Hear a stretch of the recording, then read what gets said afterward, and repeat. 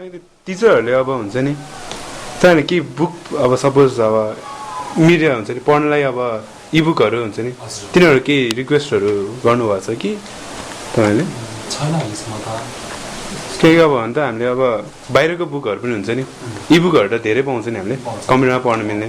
त्यो बुकहरू पनि रिक्वेस्ट गर्ने भने त पाउँछ नि मिल्नु त त्यस्तो केही डाउनलोड गरेर हाल्नुभएको छ तपाईँहरूले छैन त्यसको लागि अब